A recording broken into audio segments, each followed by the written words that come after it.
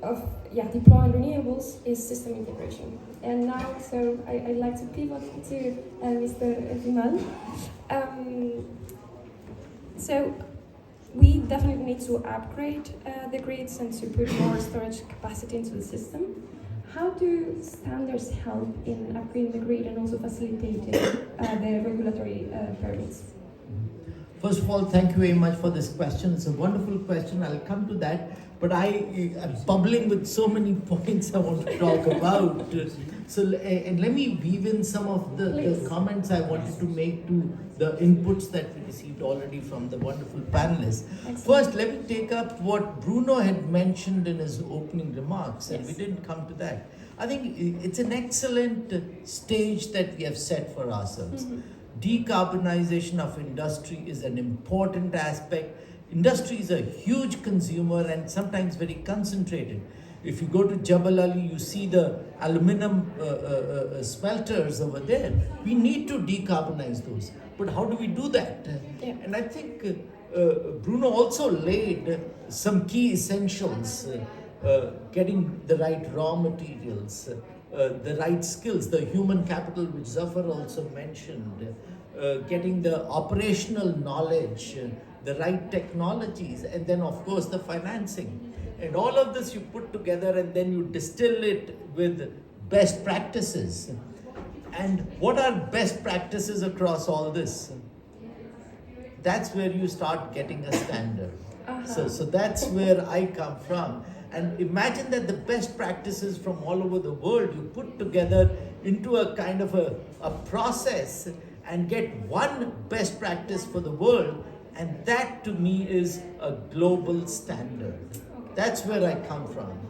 And I think when I look at this issue, from my perspective, I represent IEC. I'm sure most of you would have heard of it.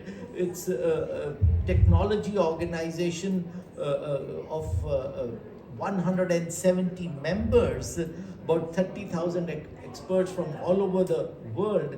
Members are countries typically, and from every country there is representation. No wonder that your Bluetooth handset or your mobile phone, you don't check which country it was made in, but it works everywhere in the world, right?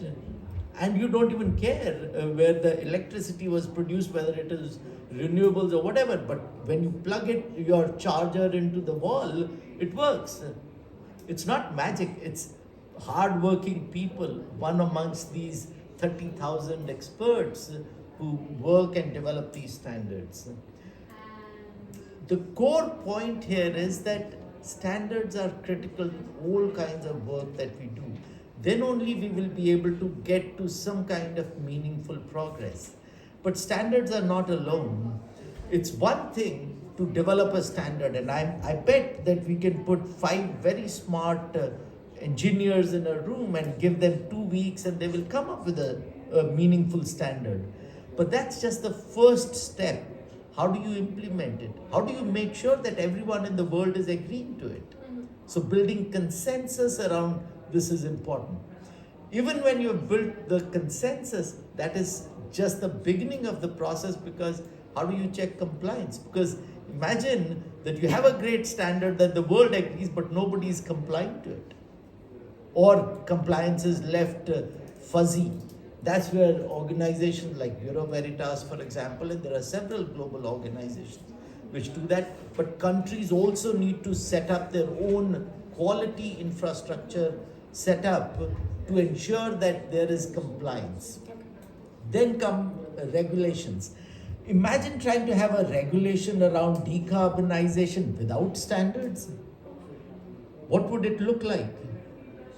It is difficult because regulations are typically national and global standards are important so that every country does the same or similar kind of regulation. Otherwise, what will happen? Industry, which may be more polluting, less decarbonized, could be moving base from one country to another. And we don't want that. I mean, that's a kind of greenwashing. If you're saying, okay, I'll not pollute in this country, but I'll go and pollute in another country. So I think if we want to do meaningful, good regulations, please, for heaven's sake, take care of what standards you are using. Are you putting also the quality infrastructure in terms of compliance and conformity assessment? Once it is done, I can bet it will work. I'm personally not wedded to this or this or this solution, but whatever solution it is, as long as it is consensus, it is following consensus standards, there is compliance and there is regulation, I'm sure we'll be able to deliver good value. I want to come back to the point on financing, which is what you also made earlier. You know, financing is a beautiful thing that we know that it is required for any kind of decarbonization. There's a lot of, huge amounts, I even forget the numbers, the amount of investment that is required.